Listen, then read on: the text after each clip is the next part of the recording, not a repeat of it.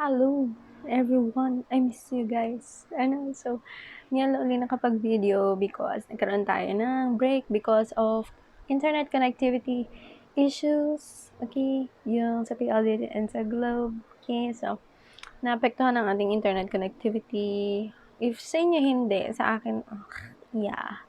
Okay, so, magagawa. So, we now continue what we left off. Okay, actually, medyo advanced na to sa ating mga modules. I'm talking to my students. Pero, if you're watching this already, then you are done with part 2. We're now in part 3. And this is part 3. It's still about business combination, but on special topics na hindi covered ng part 1 and part 2. Okay, ano yon? That's goodwill. Okay, and then the reverse acquisition. Ano yung goodwill? Yun yung lagi natin kino-compute, tinatanong sa problem, ano ba yung goodwill? Okay, ngayon, di-discuss natin siya in full. Okay, then the reverse acquisition, ano nangyayari yung reverse acquisition? Yes, if substance over form, yan na naman tayo sa substance over form. Okay, so let's start with goodwill. So goodwill, so sabi, goodwill arising from business combination is recognized as an asset. Okay, so internally generated goodwill hindi.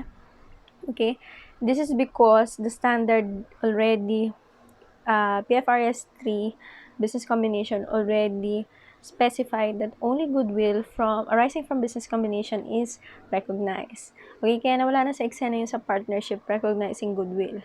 Okay, because of the standard, the PFRS 3. Okay, that only goodwill arising from business combination are recognized. Okay, so yan. And we all know that it's measured at acquisition date. Okay, kaya nga natin hinahanap lagi acquisition date fair values. Okay, expenditures subsequently incurred relating to goodwill are expensed immediately. Okay, so alam na natin yan. Okay, because of the previous discussions. Okay, it is not amortized but tested for impairment at least annually. So ito, alam natin to sa intermediate accounting. If hindi, you can browse back your intermediate accounting book. I think it's in 1B. Kung, 1B. Okay, kung wala sa 1B, nasa patat ng libro. Okay, so that's the cash generating unit or the goodwill. If wala sa patatlo, sa padalwa. Pag wala sa padalwa, nasa unang libro. Okay, so yan. Okay.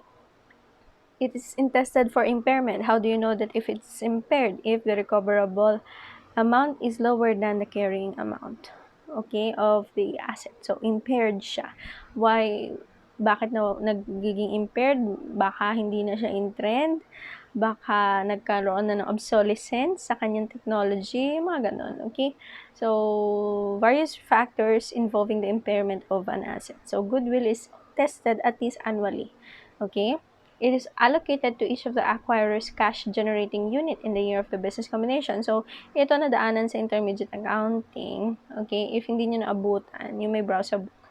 The goodwill computed is ina-allocate siya sa mga cash-generating unit. Ano yung cash-generating unit? It is the smallest identifiable group of assets that generates cash inflows that are largely independent of the cash inflows from other assets or groups of assets. Okay, so cash, by the name is a cash-generating unit. Okay, so nag-generate siya ng inflow for the business. So, doon ina-allocate yung goodwill. Okay, this is according to standard, the definition of the cash generating unit. Okay, it cannot be tested for impairment separately due to its unidentifiability. So, diba nga ang goodwill is usually those that are identifiable assets. So, alam natin from previous discussion that goodwill may arise from unidentifiable assets. So, hindi mo siya matetest for impairment kasi hindi mo alam kung saan siya nanggaling. Okay, ito ba ay dahil Jollibee is Jollibee, McDo is McDo, okay, o because Apple is Apple because of its technology. Dun ba nag-arise yung goodwill niya? We never know.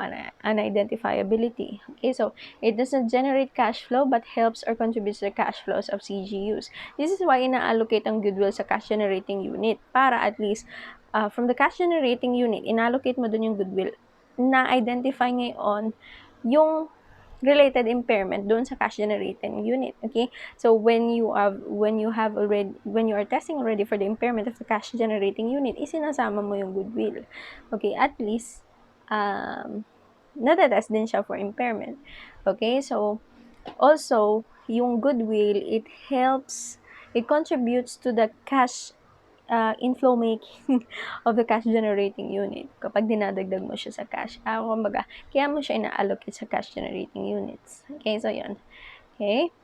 So, before the business combination happens, okay, paano ba nalalaman yung fair values, paano ba nalalaman yung goodwill, yung amount, kung maganda bang tingnan yung acquiree, kung maganda bang investment sa part ni acquirer, kung bilhin niya si acquiree, bago man magkapirmahan, bago din magkaroon ng conference regarding possible takeovers, friendly or hostile.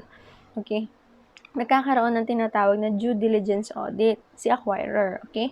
Ano ba yon? Ang due diligence audit is actually investigating all areas of a potential acquirer's business. Okay? Pinag-aaralan ng parang investigator, private investigator. Okay? Na on the part of the investor or the potential acquirer doon sa kanyang potential acquiree. Okay? This helps the investor evaluate the possible risk. Okay? And rewards of potential investment and determine whether it would be a good decision to pursue it. Okay, ano ba yung possible risk? Baka kasi may kaso. May tinatago silang kaso na hindi pinapalabas or sikreto o di kaya naman nandyan siya, private siya, pero hindi naman nila sinisekreto, hindi lang nila masyadong gino-go into public. Okay, may kaso, baka meron silang mga yung credit risk nila is masyadong mataas because marami silang liabilities.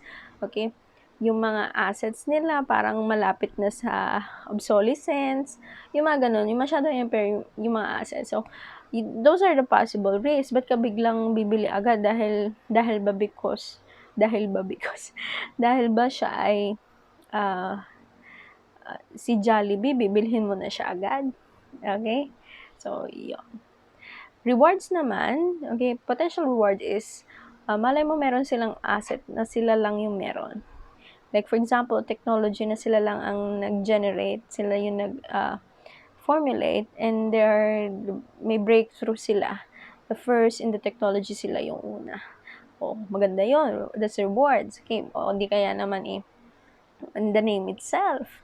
Okay, so those are the possible rewards. Marami pa yan. Okay, so tinitingnan if it's a good investment. If it's a good investment, then we'll pursue the business combination. If not, no. Kaya nga nagkakaroon ng defensive strategy if medyo hostile yung takeover kasi nagkakaroon ng due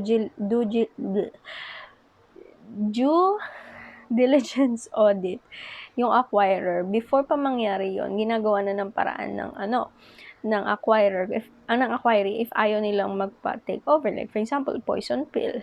Okay? So, yung mga ganon. Okay? Sino nagkakonduct? CPAs or external auditing firms. Okay? Legal yan na, hindi yan sikretong ginagawa. Okay? Yung parang lalapitan mo, okay, so, I am interested in purchasing your company. Can I conduct a due diligence audit? So, yun. Edi magkukuha ng CPA o kaya audit team, titingnan ang iyong company if maganda siya, okay, at the expense of the acquirer. So, if maganda ka, go, bibilhin ko yung iyong company. If hindi, next time na lang, okay? There are some businessmen, sinasabi ko sa inyo, ang negosyo is to buy businesses. Hindi ko na lang sasabihin ko sino, but it's a major chismisan. It's a major hindi mo connivance, parang issue lately na there are businessmen who purchase, okay, negosyo, okay, yun yung negosyo nila. They purchase negosyo and then they sell negosyo. Yung na-purchase nilang negosyo, they sell it to others. So, if ganun kakayaman, pwedeng ganun yung negosyo mo. Okay? If sawa ka na sa online selling, sawa ka na sa pagluluto, okay? Malay mo marami ka ng pera, bumili ka na lang ng negosyo. Tapos pagbenta mo, yung binili mo negosyo, at a higher price. Okay? Oh, may ganon? Yes, may ganon. That's a type of business. Kaya mo lang yun if you have lots of money. Okay, so yun. Anyway. Okay? So we have methods of evaluating goodwill. So we have indirect valuation. Okay, so this is yung indirect valuation yung ginagawa natin.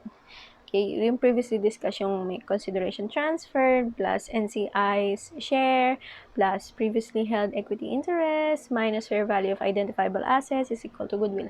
So yun yung residual approach and it's actually the recommended procedure by PFRS 3. Okay? Pero ito yung isa. Merong isa pang valuation. Okay? That's the direct valuation. It is measured based on expected future earnings. Ang tinitingnan mo dito, yung isa, ang tinitingnan ay consideration transferred, yun nga yung binanggit ko. Sa direct valuation, ang tinitingnan is expected future earnings. Okay? So, yan. Okay? Next, we have direct valuation method. What needs to be determined? So, when you're doing direct valuation, anong kailangan mong malaman? Okay? What are the information that you need in order to perform direct valuation properly? Una, you need to know the normal rate of return in the industry where the acquiree belongs. Normal rate of return in the industry, ibig sabihin sa fast food industry, ano bang normal rate of return nila? Okay? Sa real estate industry, ano yung normal rate of return nila? Lahat ba sila above 12% ang normal rate of return?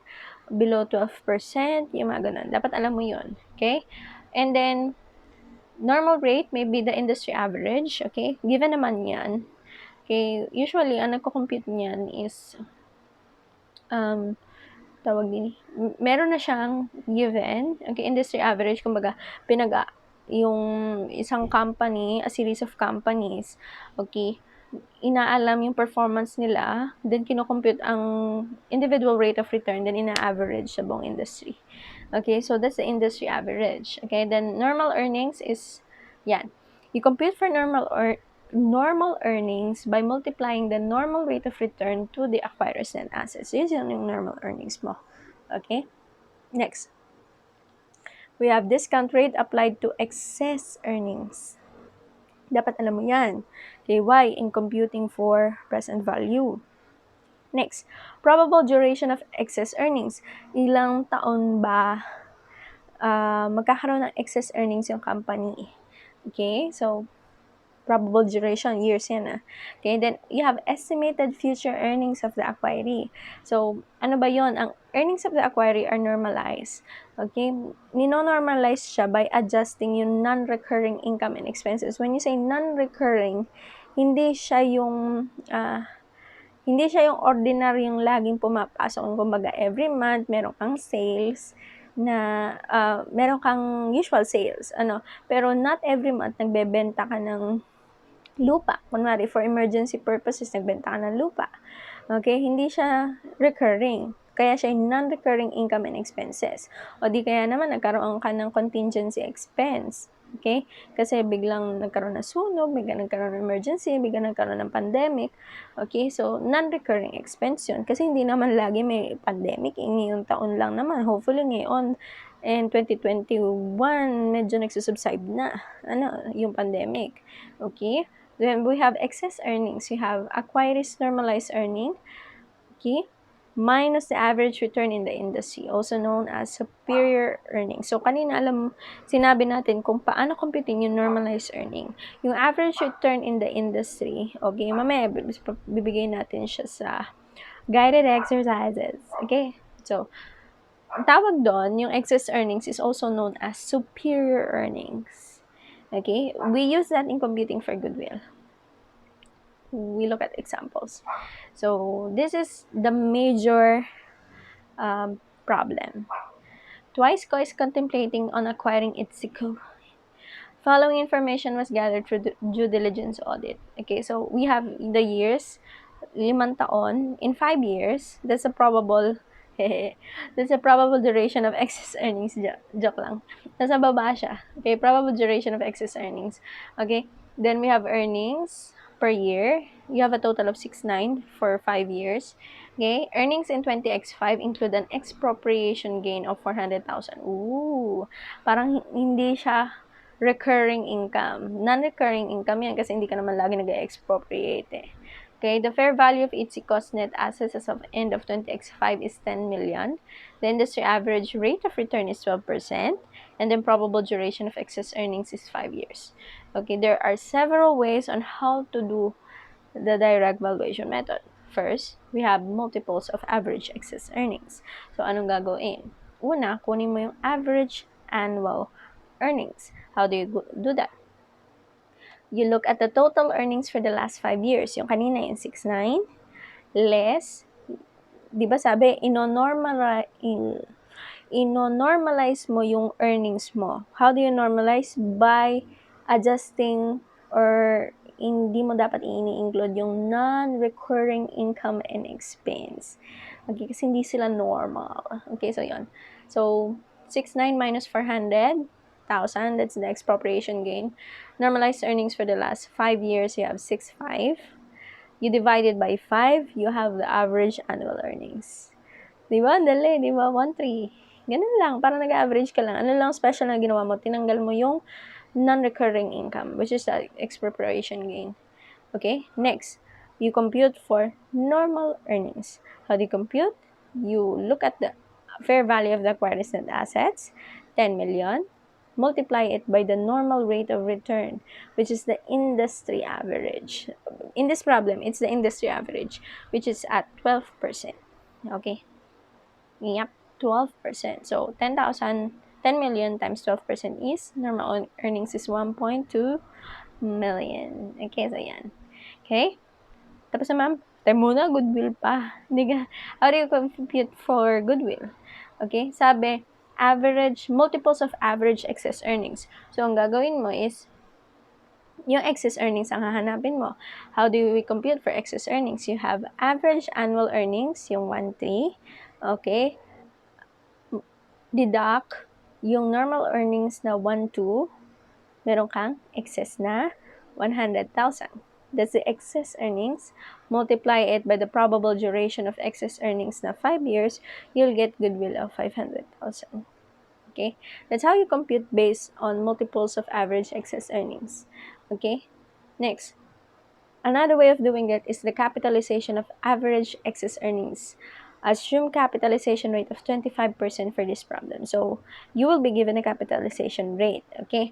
This one is average excess earnings. Capitalization of average excess earnings.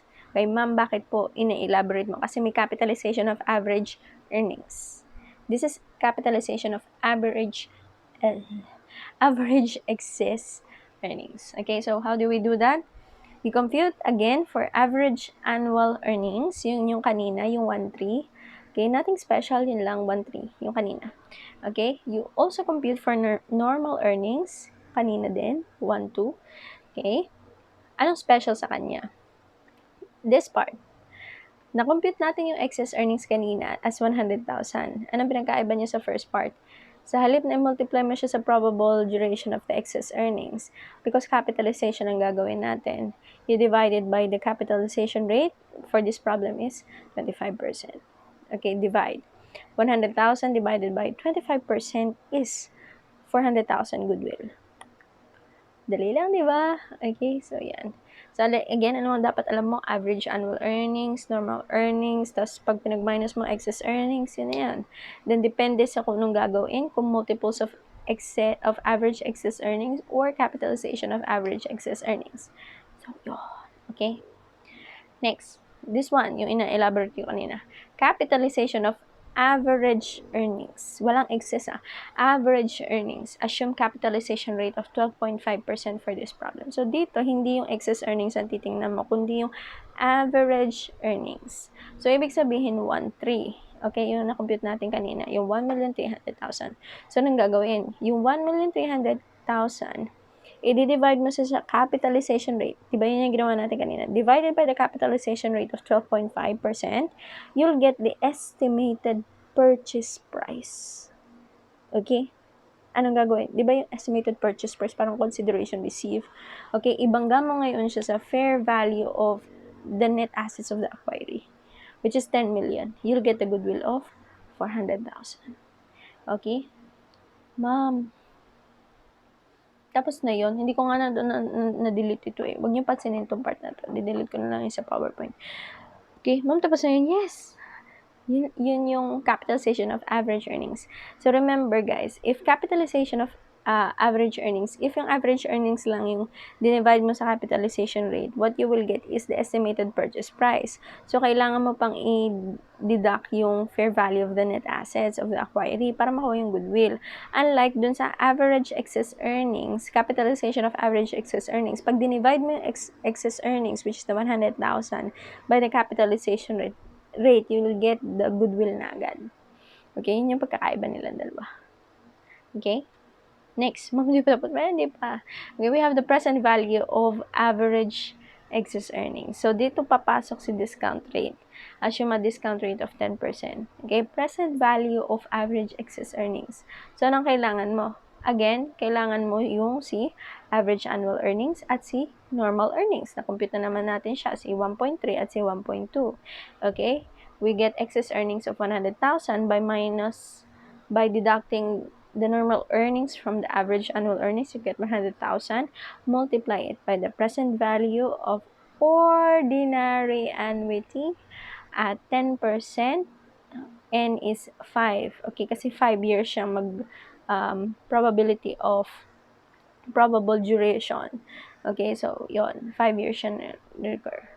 Okay, so ma'am, bakit PV of OA? Because it's recurring. Kumbaga is, for 5 years time, sa halip na isang bagsakan mo siyang i-PV of 1, if PV of 1, if PV of 1 mo siya ng ilang taon, PV of OA na lang kasi recurring naman siya. Okay, so you get 3.79079. Paano nakuha? Kaya nyo yan, PV of OA. Okay?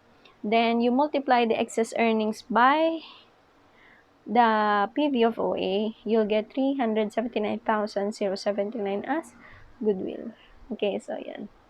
Okay? And we're done with goodwill. Now, we discuss lightly reverse acquisition. Ano nangyayari sa reverse acquisition?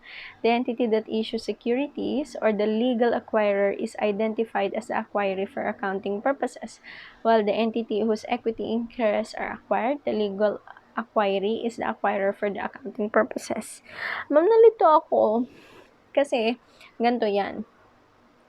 For example, you're a private corporation na ayaw mo yung hassle ng pag going public, may IPO pa. Okay, marami pang requirements na kailangan gawin, okay, para maging publicly traded yung shares mo and you get to join the stock market. Why not be purchased by a public corporation, publicly owned, publicly traded corporation with publicly traded stocks. Okay? Why not pa-purchase ka na lang sa kanila and then ikaw yung maging majority stockholder. Pak! Reverse acquisition. Parang ikaw yung naging acquirer. Okay? In a legal standpoint, ang nag-acquire sa'yo is yung may share, yung publicly traded, yung corporation that is issuing publicly traded stocks. Okay? Parang legally, sila yung nag-purchase sa'yo. Okay? Sila yung nag-purchase sa'yo. So, ikaw yung legal acquiree. Siya yung legal acquirer. Pero, maya-maya na buklat, binigyan ka pala ng shares ng mas marami. Okay? Hindi ka kaunti, marami. Para ikaw yung naging majority stockholder nung combined entity. O, diba? Ganon ang reverse acquisition. Legally, ikaw yung acquiree. Yung bumili sa'yo na dahil gusto mo nga maging publicly traded agad. Okay? Without the etche boreche. Okay? siya yung legal acquirer, pero in the accounting sense, ikaw yung accounting acquirer. Si publicly traded corporation ang accounting acquiree. Okay? Kasi binigyan ka niya ng sobrang daming shares. Okay? Inisyuhan ka ng madaming shares. Okay? Para, anong nangyari sa'yo is naging majority stockholder ka. To the point na parang ikaw na yung may-ari ng combined entity. Okay? So, ganun ang reverse acquisitions. Okay? Diba? Okay? So, sa guided exercises, makikita nyo kung ano nangyari. Okay? Medyo may bali-baling tong na mangyayari, pero kaya natin to. Okay? The acquisition date fair value of the consideration transferred by the accounting acquirer, okay, is measured as the amount based on the number of equity interests the legal subsidiary or the accounting acquirer would have had to issue to give the owners of the legal parent or the accounting acquiree the same percentage of the equity interest in the combined entity that results from the reverse acquisition. Kasi ang hinahanap mo is the consideration transferred, knowing na parang naging semi-donation, semi-gratuito, semi-onerous yung nangyari. Okay, so hahanapin mo yung consideration transferred, magkano ba? So, paano yung valuation niya? Yung number of equity interest daw na kung sa'yo nangyari, kung walang nangyaring front na nagpabili ka kay publicly traded corporation, okay, kung sa standpoint mo nangyari siya, ilan yung magiging equity interest na ibibigay mo doon sa owners, okay, ng iyong acquiree, okay, para tumugma dun sa equity interest na ibinigay sa iyo doon sa combined entity na. Ma'am, ang hirap kasing intindihin na walang problem, ano? Sa problem natin siya i-discuss. Okay? Pero ganun, you would have, kung sa'yo nangyari yung acquisition, kung ikaw yung talagang tunay na nag-acquire, yung equity interest na ibibigay mo dun sa acquiree mo, sa owners of the legal parent, okay, o dun sa acquiring mo, okay, na mag-i-equal dun sa equity interest, okay, na ibinigay sa'yo dun sa combined entity. Okay? So, pagkukumparahin mo yon. Okay? So, ma'am, hindi ko mag-gets. Mas mag-gets natin siya sa guided exercises. Okay? So, I'll give an example sa guided exercises when it comes to reverse acquisition. This is actually a special topic. Okay, so yun. Okay? So, yun lang, guys. Okay? Stay safe, guys. And tayo ay magmahalan lang lagi at mag-aral lang lagi. Magpahinga pag mapapagod. Okay? Magpahinga. Rest ng 15 minutes. Okay? So, yun lang. If you have questions, you may ask me.